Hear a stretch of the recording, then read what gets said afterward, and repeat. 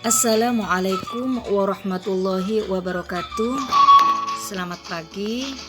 Apa kabar kalian di rumah? Semoga kabar kalian selalu dalam keadaan sehat, bersemangat untuk mengikuti pembelajaran jarak jauh kita. Hari ini kita akan belajar fikih kelas 2 semester 1. Sebelum pembelajaran dimulai, marilah kita berdoa, semoga Allah memberikan ilmu yang bermanfaat. Berdoa dimulai. Bismillahirrahmanirrahim. Rabbi zidni ilma warzuqni fahma birahmatika ya arhamar rahimin. Amin. Anak-anakku, hari ini kita akan belajar fikih dengan materi sunnah-sunnah sholat dan hal-hal yang membatalkan sholat. Sunnah-sunnah sholat. Apa itu sunnah? Sunnah adalah jika dilakukan akan mendapat pahala, jika tidak dilakukan tidak akan berdosa. Hal-hal yang disunnahkan dalam sholat adalah: 1. Mengangkat tangan ketika takbiratul ihram. 2. Bersedekap ketika berdiri. 3. Membaca doa iftitah setelah takbiratul ihram. 4. Membaca ta'awud sebelum membaca surah Al-Fatihah dan mengucapkan amin setelah membaca surah Al-Fatihah. 5. Membaca surah atau ayat Al-Quran setelah membaca surah Al-Fatihah.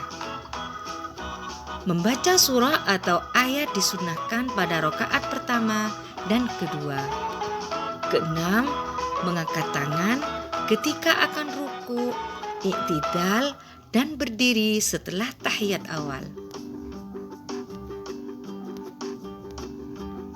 7. Membaca tasbih ketika ruku dan sujud. Ketika ruku membaca Subhana rabbiyal azimi wa bihamdihi.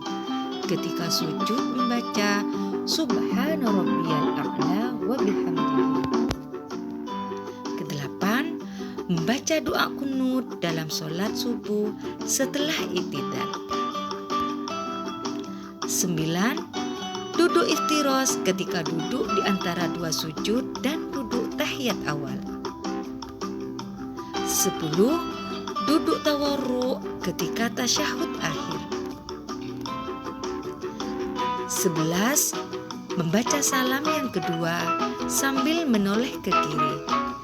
Itulah anak-anak hal-hal yang disunnahkan dalam sholat. Semoga kalian anak-anakku yang soleh dan solehah dapat mempraktikkan sunnah-sunnah sholat ini ketika melaksanakan sholat. Sekarang kita akan membahas tentang hal-hal yang membatalkan sholat.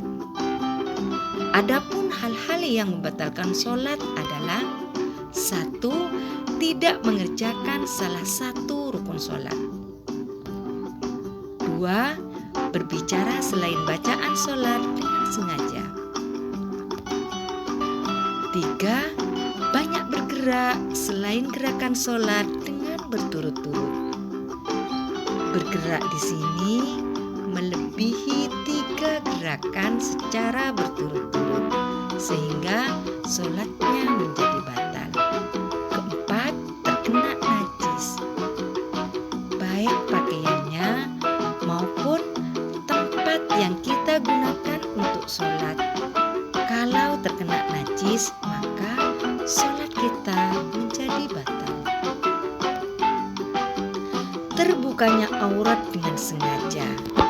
Aurat perempuan adalah seluruh tubuh tubuh kecuali muka dan kedua telapak tangan. Sedangkan aurat laki-laki adalah dari pusar hingga lutut. 7. Makan atau minum meskipun sedikit. 8.